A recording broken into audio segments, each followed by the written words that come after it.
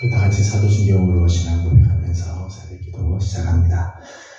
나는 전능하신 아버지 하나님 천지의 창조주를 믿습니다.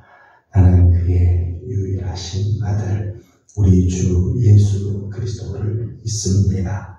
그는 성령으로 잉태되어 동정녀 마리아에게서 나시고 본디오 빌라도에게 고난을 받아 십자가에 못 박혀 죽으시고 장사된 지 사흘 만에 죽은 자 가운데서 다시 살아나셨으며 하늘에 오르시어 전능하신 아버지 하나님 우편에 앉아 계시다가 거기로부터 살아있는 자와 죽은 자를 심판하러 오시리니라.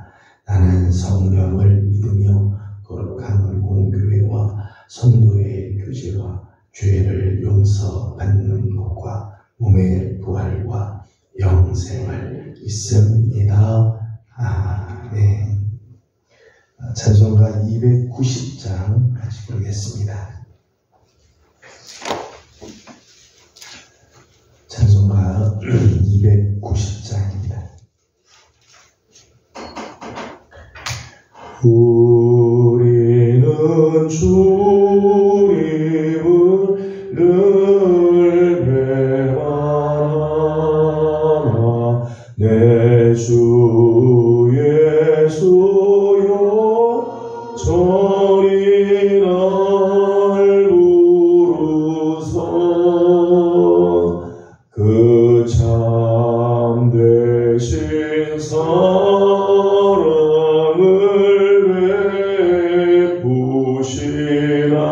베푸시나니 내 형제여 주님을 곧 따르라. 주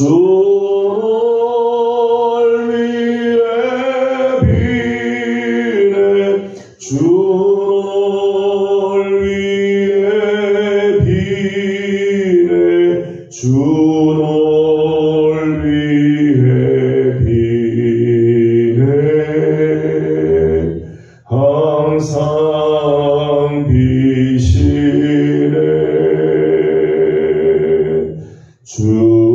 주께서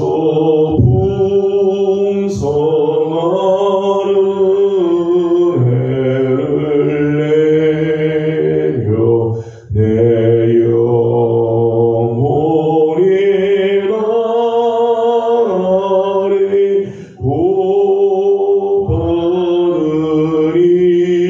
나날이 주 예수를 너희도 구주로 섬겨 곧 따르면 풍성한 복 받겠네. 주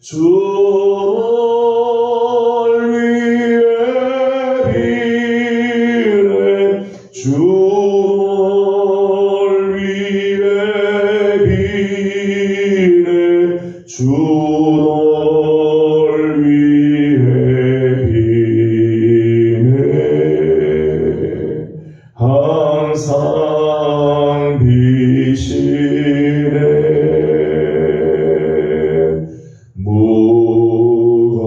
무거운 짐 지고 애타는 인생 주 예수께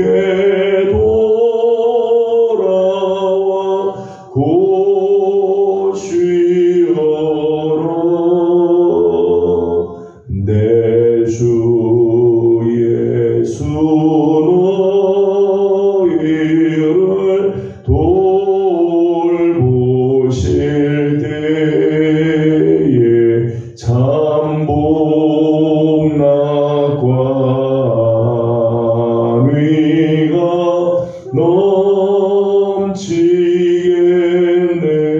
넘치겠네. 주 널 위해 비네.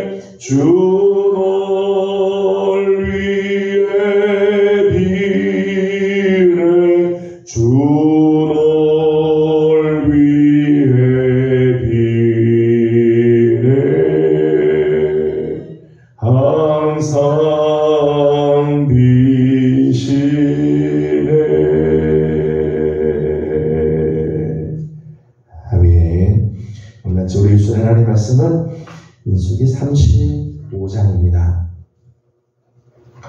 민수기 35장 오늘은 9절에서 34절까지 함께 교독하겠습니다. 35장 9절입니다. 여호와께서 또 모세에게 말씀하여 이르시되 이스라엘 자손에게 말하여 그들에게 이르라 너희가 요단 강을 건너 가나안 땅에 들어가거든 너희를 위하여 성읍을 도피성으로 정하여 부지 중에 살인한 자가 그리로 피하게 하라. 너희가 이스라엘 자에게서 피하는 손을 삼아 살인자가 회중한 데서 그들을 받기까지 죽지 않게 하기 위함이니라. 너희가 줄 성읍 중에 6을 도피성이 되게 하되 새 성읍은 요단 이쪽에 두고 새 성읍은 가나안 땅에 두고 도피성이 되게 하라. 이 6 성읍은 이스라엘 자손과 타국인과 이스라엘 중에 거류하는 자의 도피성이 되리니 부지 중에 살인한 모든 자가 그리로 도피할 수 있으리라. 만일 철연장으로 사람을 쳐 죽이면 그 살인자니 그 살인자를 반드시 죽일 것이요. 만일 사람을 죽일 만한 돌을 손에 들고 사람을 쳐 죽이면 이는 살인한 자니 그 살인자는 반드시 죽일 것이요.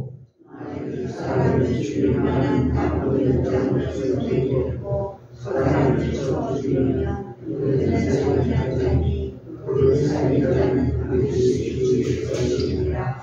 피를 보복하는 자는 그 살인한 자를 자신이 죽일 것이니 그를 만나면 죽일 것이요.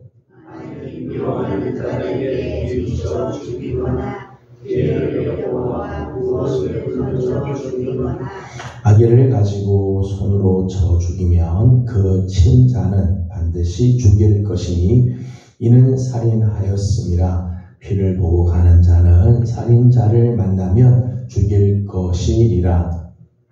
없이 우연히 사람을 지치거나 피를 보복이 없이 무엇을 던지거나 보지 못하고 사람을 죽일 만한 돌을 던져서 죽였을 때에 이는 악의도 없고 해하려 한 것도 아닌즉 진짜와 피를 보복하는 자 간에 이 그대로 판결하여 피를 보복하는 자의 손에서 살인자를 건져내어 그가 피하였던 도피성으로 돌려보낼 것이요 그는 거룩한 기름 부음을 받은 대제사장이 죽기까지 거기 거주할 것이니라. 그러나 살인자가 어느 때든지 그들과 했던 도피성 지경 밖에 나가면 피를 보복하는 자가 도피성 지경 밖에서 그 살인자를 만나 죽일지라도 피 흘린 죄가 없나니 살인자가 대제사장이 죽기까지 그 도피성에 머물러야 할 것이니라. 대제사장이 죽은 후에는 그 살인자가 자신이 죄되었다고 말할 수 있느냐. 이는 너희의 대대로 거주하는 곳에서 판결하는 규례라. 사람을 죽인 모든 자 또 살인자는 증인의 말을 따라서 죽일 것이나 하나님 증인의 증거만 따라서 죽이지 말할 것이며 고의로 살인죄를 범한 살인자는 생명의 속전을 받지 말고 반드시 죽일 것이며 도피성에 피하자는 대제사장이 죽기 전에는 속전을 하고 그의 왕으로 돌아와 거주하게 해주지 말 것이니라. 너희는 너희가 거주하는 땅을 더럽히지 말라. 피는 땅을 더럽히나니 피 흘림을 받은 땅은 그 피를 흘리게 한 자의 피가 아니면 속함을 받을 수 없느니라. 너희가 거주하는 땅, 곧 내가 거주하는 땅을 더럽히지 말라. 나 여호와는 이스라엘 자손 중에 있음이니라. 아멘. 아침도 주님의 은혜를 또 사모하며 새벽을 깨우는 우리 모든 성도들 가운데 우리 하나님의 귀하신 은혜가 함께하길 원합니다. 새벽에 도우시는 우리 하나님의 귀하신 손길이 오늘도 우리 사랑하는 성도들을 지켜주시기를 축복합니다.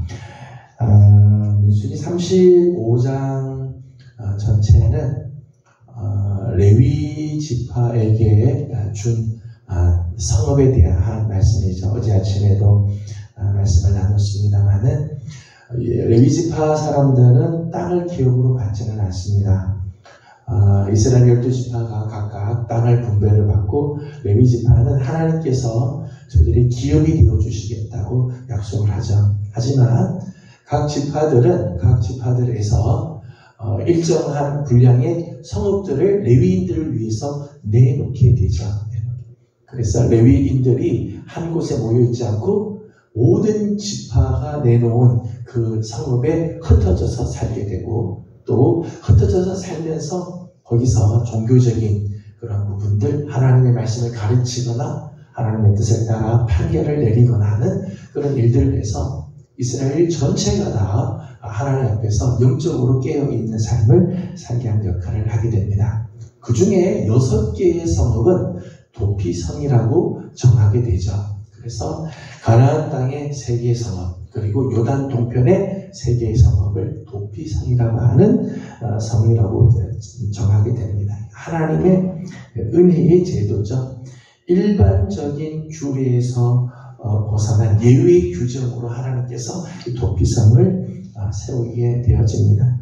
근데 이 도피성에 왜 세워지게 되는가? 오늘 아침에는 도피성 제도가 나오게 된 배경에 대해서 잠깐 말씀을 나누려고 합니다. 33절에 있는 말씀을 보게 되면 33절은 이렇게 시작을 합니다. 너희는 너희가 거주하는 땅을 더럽히지 말라. 하나님께서 이스라엘 백성들에게 원하시는 대원칙입니다. 이제 앞으로 들어가서 거하게 될 그 땅을 너희가 더럽히지 마라. 더럽히지 마라. 왜 그런가 하면 34절을 읽어보겠습니다. 너희는 너희가 거주하는 땅 곧 내가 거주하는 땅을 더럽히지 말라. 나 여호와는 이스라엘 자손 중에 있음이니라. 아멘. 그 땅을 더럽히지 말아야 할 이유는 그 땅은 너희가 거주하는 땅이지만 그 땅은 곧 내가 거하는 땅이고 나 여호와가 거기 있다. 거기 계시다고 하는 거죠. 하나님이 거하시는 땅, 하나님이 거하시는 거룩한 땅이기 때문에 그 땅을 절대 더럽혀서는 안 된다는 거예요. 근데 땅을 더럽힌다고 하는 것이 과연 뭘까요? 청소를 하지 않고 오물을 버리고 그래서 땅이 더러워지는 걸까요? 33절 말씀 보면 땅이 더러워지는 이유를, 땅이 더러워지는 경우를 이렇게 말씀했어요. 33절을 같이 보겠습니다. 너희는 너희가 거주하는 땅을 더럽히지 말라. 피는 땅을 더럽히나니 피 흘림을 받은 땅은 그 피를 흘리게 한 자의 피가 아니면 속함을 받을 수 없느니라. 아멘. 땅을 더럽힌다고 하는 것은 뭘 의미하는가 하면 오늘 말씀 보니까 피가 땅을 더럽힌다는 거예요. 무죄한 자의 피를 흘리는 경우에 그 피가 그 땅을 더럽히게 되어집니다. 땅이 더러워지는 것은 다른 이유 때문이 아니라는 거죠. 피를 흘리게 하는 것. 피를 흘린다고 하는 말은 사실은 살인이라고 하는 말의 완곡한 표현이지. 사람을 죽이는 살인의 죄를 말씀하는 것. 살인의 죄를 지면 그 피가 땅을 더럽게 만든다는 겁니다. 창세기 4장을 보게 되면 가인과 아벨의 이야기가 나오죠. 잘 아는 가인이 자기 동생 아벨을 돌로 쳐 죽이게 되죠. 그러니까 4장 10절의 말씀을 보게 되면 그 아벨의 피가 호소해서 하나님께 호소를 합니다. 억울함을 호소하는 거죠.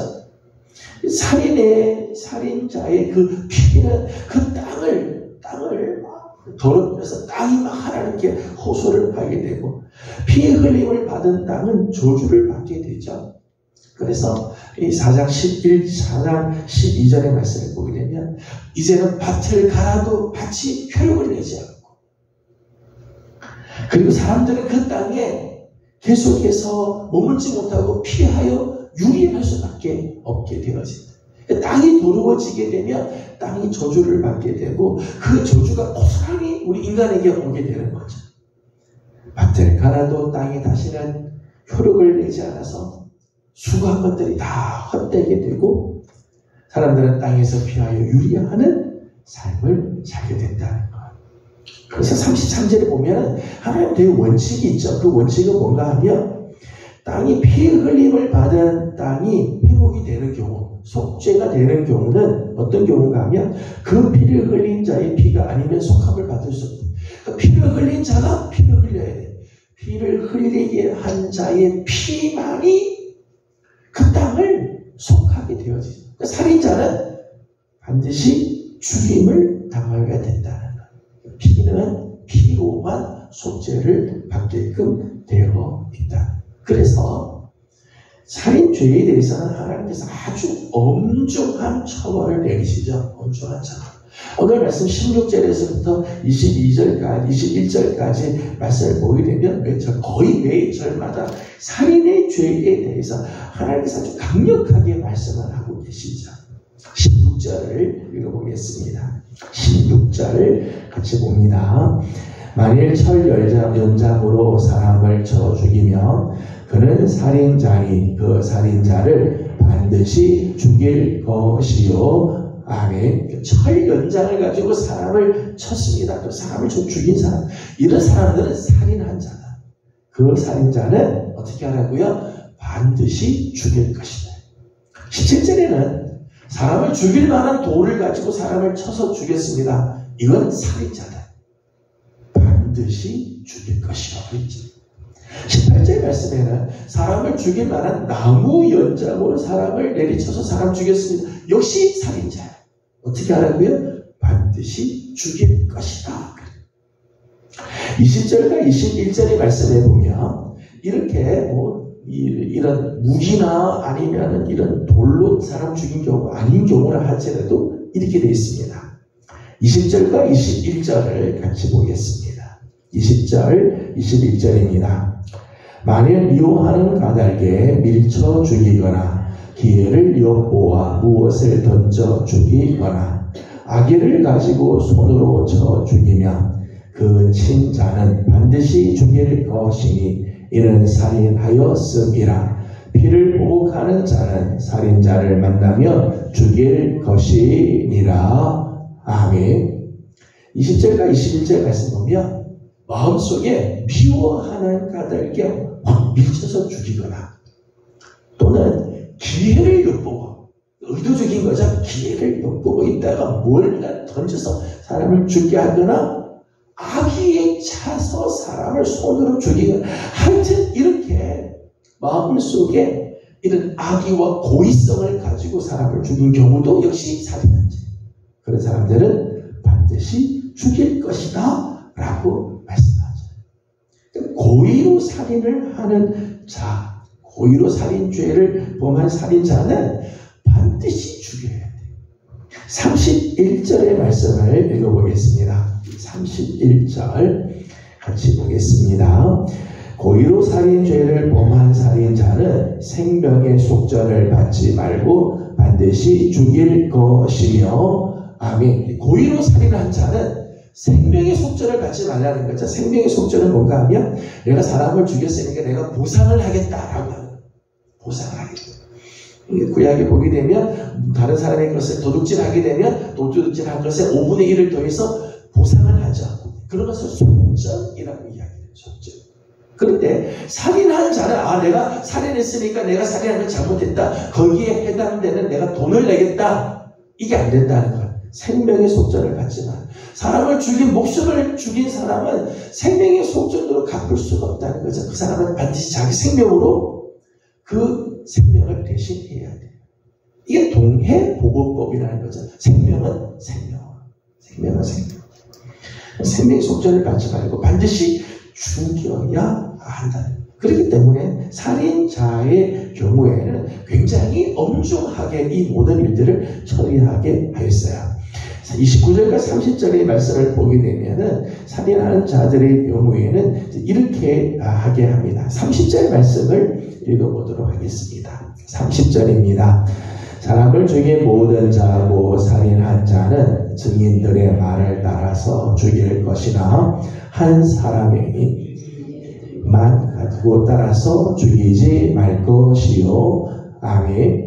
30절 말씀 보니까 살인죄가 이렇게 아주 엄중한 처벌을 받기 때문에 살인하는 자는 증인의 말이 필요해요. 증인의 말을 따라서 하는데 한 증인의 증거만 따라서는 절대 살인죄를 묻지 마라. 한 사람만이 증인이 있어서 이 사람이 이렇게 하면 이 사람이 거짓말했지 어떻게 하겠어요? 적어도 두 사람 이상의 증인이 있어야 이 사람이 정말 살인한 죄를 묻게 되고 살인한 죄에 대해서 대가로 죽임을 당하게 되어진다는 거죠. 이렇게 살인자에 대해서 하나님께서 아주 엄하게 이야기하고 또 그 죄가 중한 징계인 만큼 신중을 기하게 하였습니다. 사실 살인한 죄에 대해서 하나님께서 이렇게 피해 보응에 대한 법칙을 말씀하신 것은 아주 일찍부터 말씀을 하시죠. 창세기 9장을 보게 되면 하나님께서 노아 때부터 하나님께서 벌써 이런 말씀을 하셨어요. 세우신 창조의 질서를 유지하고 하나님께서 지으신 창조의 질서, 하나님의 형상으로 지음받은 우리 각 인간들, 우리 모두는 다 하나님을 믿든 믿지 않든 하나님의 형상으로 지음받은 존귀한 생명을 가진 자들이죠. 하나님께서 지으신 창조의 질서를 보호하기 위해서 함부로 사람의 생명을 죽이지 못하도록 하나님께서 일찍부터 말씀을 하시죠. 생명은 하나님에게 속한 것이고 생명을 죽이는 것은 그 하나님의 형상으로 지음받은 인간을 죽인 것은 그 하나님에 대한 도전이고 하나님에 대한 큰 범죄라는 거죠. 그래서 살인자는 반드시 그 피의 대가를 지불해야 할 것을 말씀을 하죠. 이것이 이제 구약에 나오는 일반적인 원칙. 동해보호법에서 눈은 눈으로, 손은 손으로, 발은 발로, 생명은 생명으로. 살인한 자는 반드시 죽여야 한다는 것. 이것이 하나님께서 주신 일반적인 법칙이죠. 일반적인 법칙. 그런데 이 보복의 원칙에서 예외 조항이 생기는 경우들이 있다는 거예요. 예외 조항이 생기는. 그 예외 조항이라고 하는 것은 어떤 경우인가 하면 고의로 사람을 죽인 게 아니라는 거예요. 일부러 사람을 죽이려고 연장을 들어서 사람을 때린 것도 아니고 악의에 차서 사람에게 무언가를 던져서 죽이거나 밀친 것도 아니고 우연히 사람을 죽이는 경우들이 있다는 거죠. 부지 중에 나는 전혀 생각하지 못하고 부지 중에 사람을 죽였을 경우에 일반적인 원칙을 따라 보복의 원칙으로 이 사람을 대할 건가 아니면 모르고 있기 때문에 긍휼의 원칙을 그에게 적용할 것인가 이게 문제가 생기게 된다는 거예요. 율법의 잣대로만 판결하면 살인자는 반드시 죽여야 되죠. 부지간에 부지 중에 하든 고의로 하든 간에 율법의 잣대로만 되면 모든 살인자는 다 죽여야 돼요. 다 죽여야 돼요. 오늘 우리도 마찬가지죠. 오늘 우리도 하나님께서 율법의 잣대로만 하나님께서 우리를 대하시고 율법의 잣대로 하나님께서 우리를 판결하시면 우리 중에 살아남을 자가 누가 있겠어요? 모든 사람이 죄를 범하였으면 하나님의 영광에 이르지 못한다 말씀하죠. 그리고 그 죄의 삭은 사망이에요. 하나님의 율법의 잣대를 가지고만 우리를 대하시면 우리 중에 살아남을 사람은 아무도 없지 않아요. 마찬가지죠. 율법의 잣대로만 대하면 모든 살인자는 다 죽어야 되는 거예요. 그런데 하나님께서 그 율법 가운데 은혜의 법을 하나 정해 주셨어요. 은혜고. 그게 바로 도피성 제도죠. 사람을 죽인 죄는 정말 죽어마땅한 죄지만 사람이 고의로 죽인 것이 아니고 원한이 있어서 죽인 게 아니라 부지 중에 사람을 죽인 자는 보복의 원칙을 따르지 말고 하나님께서 피할 길을 열어주신다. 그게 도피성의 제도죠. 도피성 제도에 대해서는 내일 아침 좀 더 자세하게 말씀을 나누기로 하고 오늘 우리에게도 하나님께서 이렇게 피해야 할 도피성을 주셨어요. 바로 예수 그리스도죠. 예수 그리스도.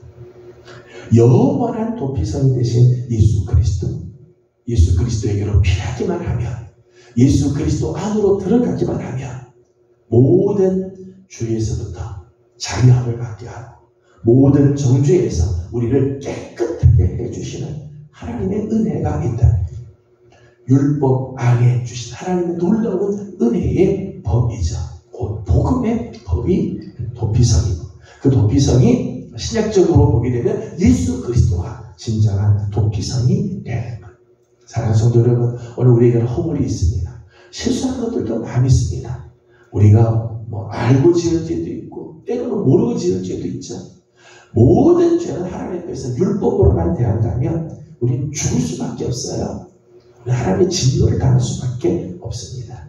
하지만 오늘 우리를 예수 그리스도의 이름으로 주님 안으로 우리를 초대해 주시고 오늘 우리에게 이 복음 놀라운 은혜를 허락해 주신 우리 하나님께 감사드리며 오늘 하루도 우리 사랑하는 귀한 식구들 예수 그리스도 안에 거하는 성도들이 되기를 소망합니다. 도피성 대신에 예수님 안에 거하면 거기 용서가 있어요. 회복이 있습니다. 하나님께서 다시 새롭게 해주시는 놀라운 은혜가 있습니다. 오늘도 우리 주님 안에 거하는 복된 한 달이 되기를 주님의 이름으로 소망합니다. 기도하겠습니다. 거룩하신 우리 하나님 은혜와 사랑을 감사드립니다.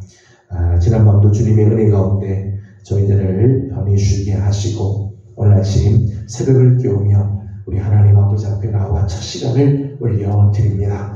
새벽에 도우시는 우리 하나님, 오늘 아침도 새벽을 깨우며 주 앞에 나와 찬송하며 말씀을 붙들고 기도하는 사랑하는 종들을 붙들어 주시고 주님의 선한 손에 도우심으로 함께하여 주시옵소서. 하나님, 우리가 율법으로만 대한다면 하나님, 우리 중에 누가 하나님 앞에 감히 설 수가 있고 우리 중에 누가 과연 살아남을 수 있겠습니까? 우리 모두가 다 죽을 수밖에 없는 죄인이지만 영원한 도피성 되시는 예수님 우리에게 계셔 주심으로 주 안에서 하나님 우리가 용서를 받고 회복이 되어지고 하나님의 은혜로 나아가게 하시니 감사드립니다. 오늘도 우리 주 예수 그리스도 안에 거하는 그리고 실수하고 부족하고 연약하지만 주님 안에 덜 거하는 우리 귀한 성도들이 다 되게 하여 주시옵소서. 하나님, 이 나라와 이 민족을 긍휼히 여겨 주시고 하나님 민족 가운데